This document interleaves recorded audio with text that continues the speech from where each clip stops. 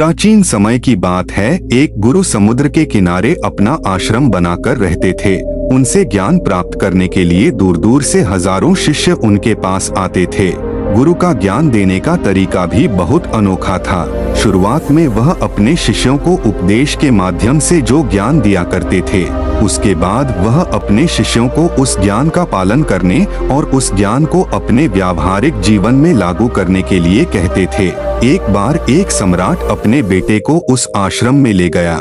सम्राट ने उस गुरु से कहा, मैंने उनसे प्रार्थना की और कहा कि आप मेरे पुत्र को अपने आश्रम में रहने दें और उसे अपने तरीके से ज्ञान दें। इस आश्रम में उसे बिल्कुल भी ऐसा महसूस नहीं होना चाहिए कि वह किसी सम्राट का बेटा है।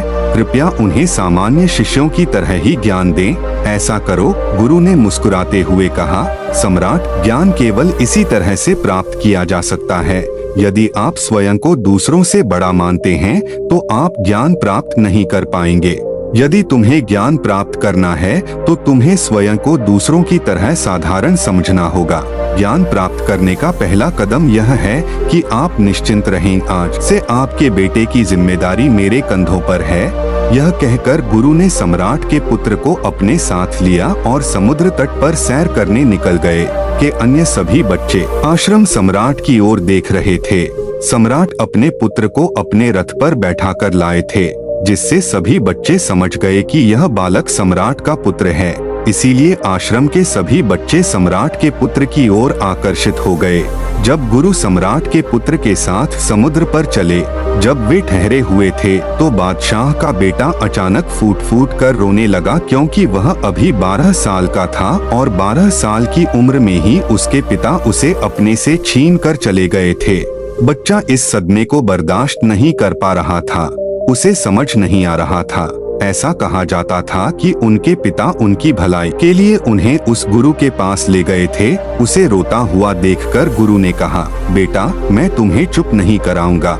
आज मैं तुम्हें रुला सकता हूँ, लेकिन कल तुम फिर खुद को अकेला पाओगे। याद रखें, जिंदगी में इंसान अकेला आता है और अकेला ही चला जाता है। जितनी जल्दी कोई व्यक्ति इस बात को समझ लेता है, उतनी ही जल्दी वह आत्मज्ञान के मार्ग पर चल पड़ता है। गुरु ने अपनी बात जारी रखते हुए कहा कि जो व्यक्ति अकेले रहना सीख लेता है, केवल वही खुद से प्यार कर पाता है, और जो खुद से प्यार करना जानता है, उसे किसी को छोड़ने का अफसोस नहीं होता, क्योंकि वह खुद से प्यार करता है।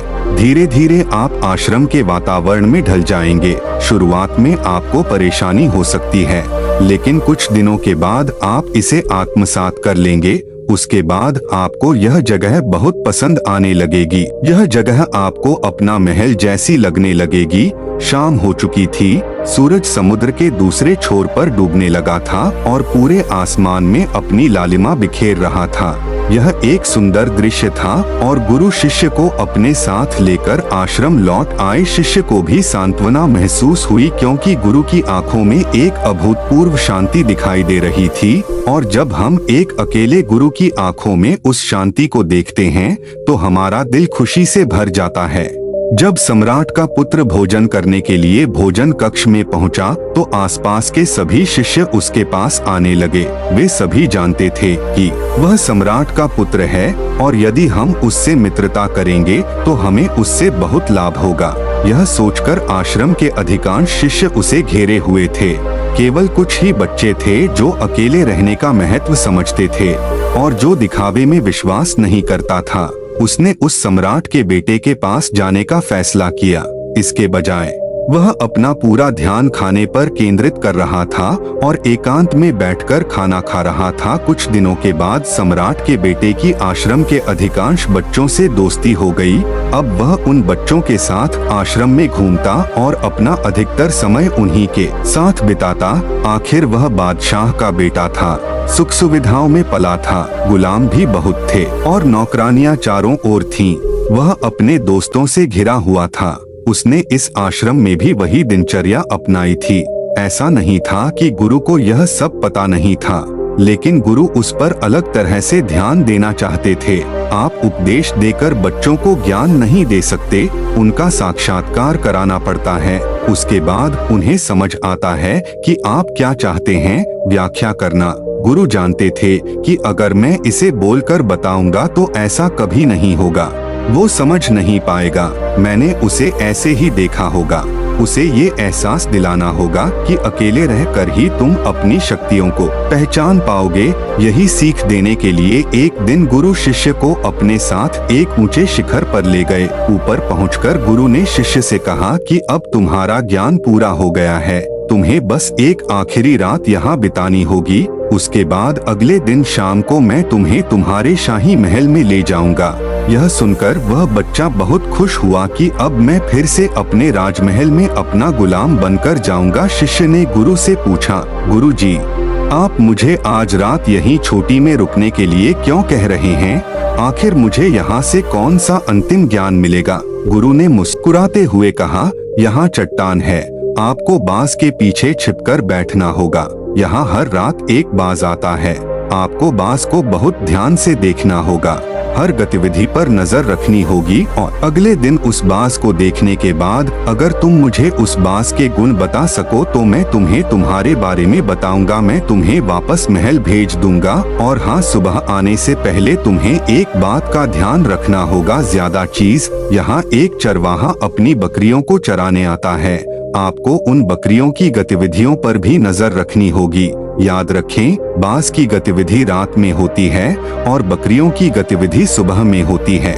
यदि तुम दोनों की गतिविधियों को ध्यानपूर्वक देखकर मुझे बता सको तो तुम इस आश्रम से सदैव के लिए मुक्त हो जाओगे, आपका ज्ञान पूर्ण हो जाएगा। मैं तुम्हारे पिता से कहूँगा कि यह बच्चा हमारे आश्रम का सबसे ज्ञानी बच्चा है। इतना कहकर गुरु अपने आश्रम में आ जाएंगे। वे लौट आए और बच्चा वहीं उस चट्टान के पीछे रुक गया और बाज का इंतजार करने लगा। काफी समय बीत जाने पर एक बाज अपने बच्चों के साथ वहां पहुंचा। बादशाह का बेटा पूरी रात बाज की गतिविधि को बहुत ध्यान से देखता रहा और सुबह होने पर जब चरवाहा अपनी बकरियों को लेकर वहां पहुंचा तो उसने एक अभूतपूर्व दृश्य देखा। उसने देखा कि बाज ने एक बकरी के मेमने को अपने पंजों में दबा लिया और आकाश में चला गया। इसने उस बकरी के बच्चे का शिकार किया था। यह सारा दृश्य देखकर वह बालक अपने गुरु के पास आश्रम लौट आया। इससे पहले कि गुरु उससे कुछ पूछते, उसने गुरु को प्रणाम किया और कहा, गुरुदेव, सबको बुला। यहाँ आश्रम के बच्चे, मैं सबको बताना चाहता हूँ कि जब मैं आश्रम आया तो मैंने क्या देखा। जब सभी बच्चे वहाँ पहुँचे तो बादशाह का बेटा कहने लगा कि मैंने अपने जीवन में बहुत से पक्षी देखे हैं, लेकिन उन सभी पक्षियों में बाज सबसे अद्भुत और अलग है। उदाहरण के तौर पर हम सभी ने तोता देखा है। तोता बहुत बोलता है लेकिन कभी आसमान में ऊपर नहीं जा पाता, लेकिन बाज जो हर समय चुप रहता है वह भी आसमान छू सकता है। जब भी बाज अपना शिकार तय कर लेता है तो उसमें आसमान छूने की ताकत होती है, इसलिए उसकी नजरें एक ही शिकार पर टिकी रहती है, चाहे वह कितनी भी ऊंचाई पर हो, तूफान कितना भी खतरनाक क्यों न हो, लेकिन उसकी नजरें हमेशा अपने लक्ष्य पर ही टिकी रहती हैं। आज सुबह मैंने जो बाज देखा उसने हर बकरी को अपना निशाना बना लिया। उसने शिकार तो नहीं बनाया, लेकिन बकरियों के झुंड में से उस मेमने को अपना शिकार बना लिया।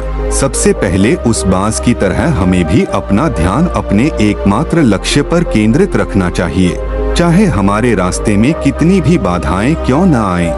हमें अपना लक्ष्य स्पष्ट रूप से देखना चाहिए। तीसरी बात जो मैंने उससे सीखी और जो हम सभी को सीखनी चाहिए वह यह कि बाज कभी दूसरे पक्षी के साथ नहीं रहता, वह आकाश में हमेशा अकेला रहता है।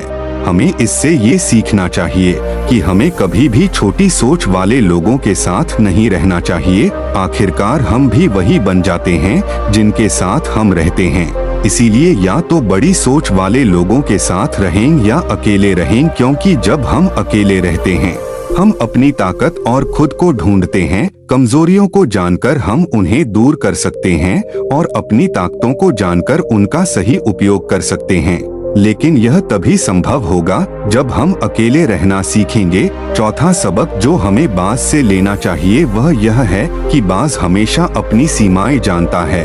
जब तूफान आता है तो हर पक्षी अपने घोंसले की ओर भागता है, छिपने के लिए जगह ढूंढता है, लेकिन बाज ऐसा कुछ नहीं करता। वह अपनी सीमाएं हटाकर बादलों के ऊपर जाने की कोशिश करता है। हवाएं उसे धकेल देती हैं। यह अपने पंख फड़फड़ाता है। पानी और धूल के कारण भारी हो जाता है, कुछ दिखाई नहीं देता, लेकिन फिर भी यह आकाश की ओर बढ़ता रहता है और अंततः बादलों के ऊपर चला जाता है और तब तक ऊपर जाता रहता है जब तक मौसम ठीक नहीं हो जाता। वह अपनी सीमाएं इसलिए ही दूर कर पाता है क्योंकि वह समस्या आने पर घबराता नहीं, उससे डरकर उसे टालने की कोशिश नहीं करता, बल्कि सकारात्मक सोच के साथ उसका सामना करता है।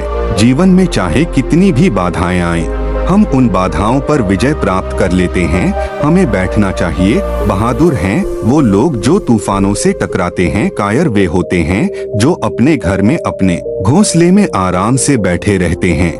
पांचवी बात जो हमें बांस से सीखनी चाहिए वह यह है कि बांस कभी भी अपने घोंसले में घास के मुलायम तिनके नहीं रखता।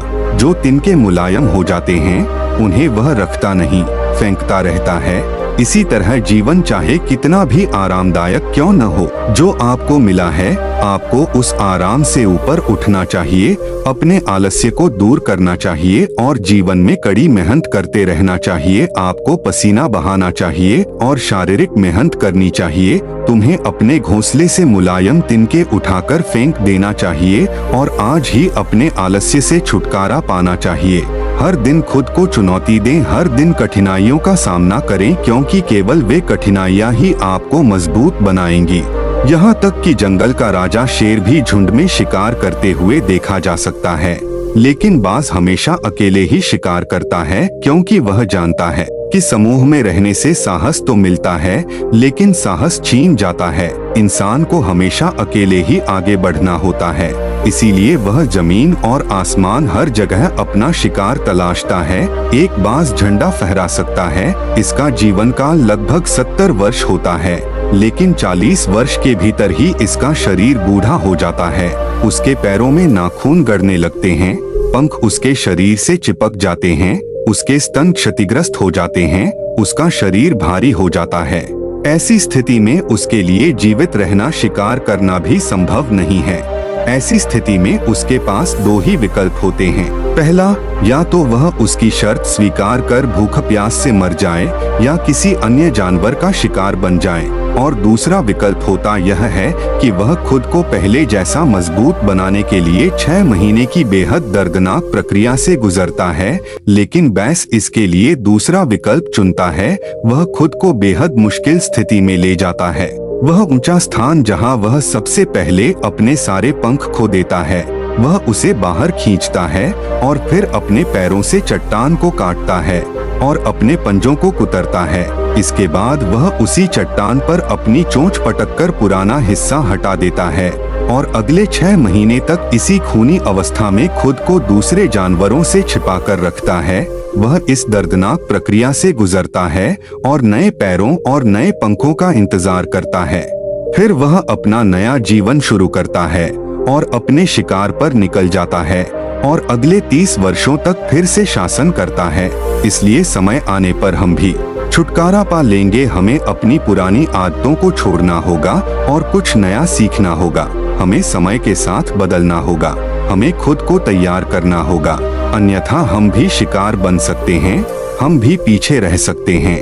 इसके बाद बादशाह के बेटे ने बकरी की विशेषता बताते हुए कहा कि बकरियां हमेशा झुंड में चलती हैं। झुंड में एक साथ चलने से उनमें साहस तो आ जाता है, लेकिन जैसे ही उनका शिकार किया जाता है वे तितर-बितर हो जाते हैं और सभी बकरियों में से एक भी बकरी अपने साथी की मदद के लिए वापस नहीं आती।